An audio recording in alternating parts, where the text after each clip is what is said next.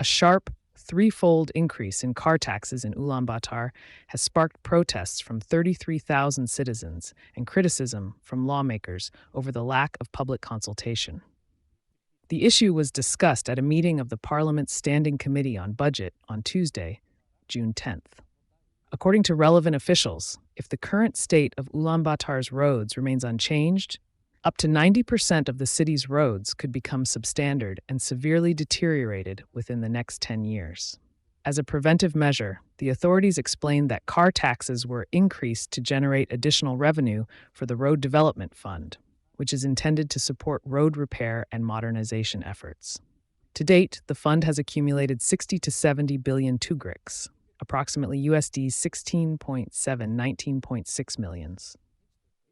Officials further noted that Ulaanbaatar has approximately 1,200 kilometers of roads, and previous budgets were insufficient to meet the growing need for maintenance and infrastructure improvement.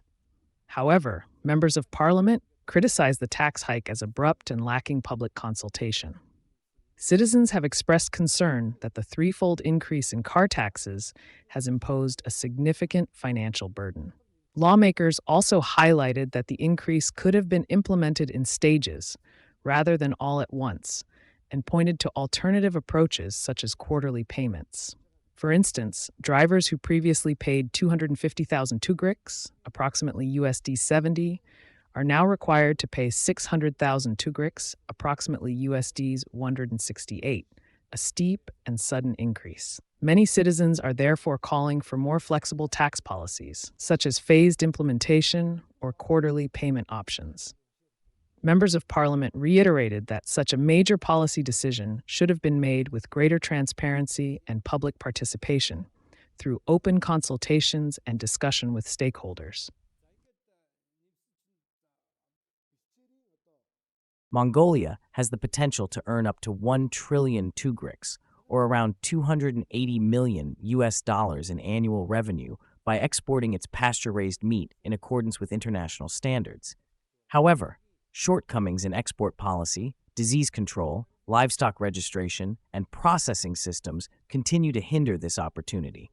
Experts are urging the government to intensify efforts to promote Mongolian pasture-raised meat as a globally competitive brand. It is estimated that exporting just 10% of the country's annual meat production could generate approximately 1 trillion tugriks, or around 280 million US dollars. Despite this promising outlook, Mongolia has not yet been able to capitalize on this potential.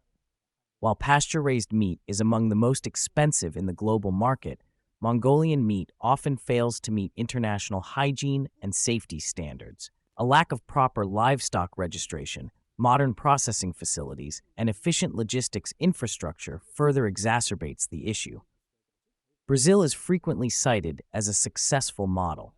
With approximately 200 million head of cattle, Brazil has implemented a comprehensive system that includes microchipping and registering all livestock, maintaining disease-free zones, developing advanced meat processing technology, and ensuring transportation that meets global standards.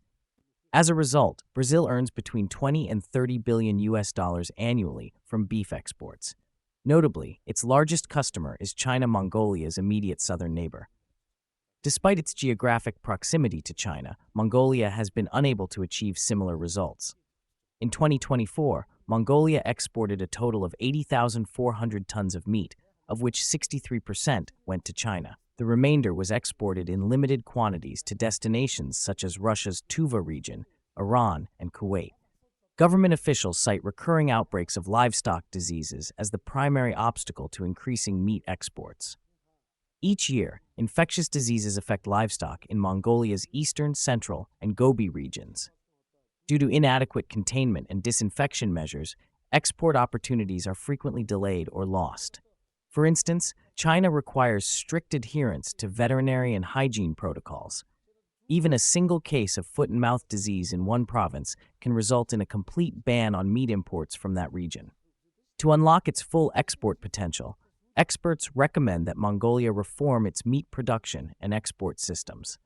This includes establishing a comprehensive framework for livestock registration, disease control, hygienic processing, and standardized transportation. With such improvements, Mongolia could position its beef, which is already close to organic quality, to command higher prices in global markets.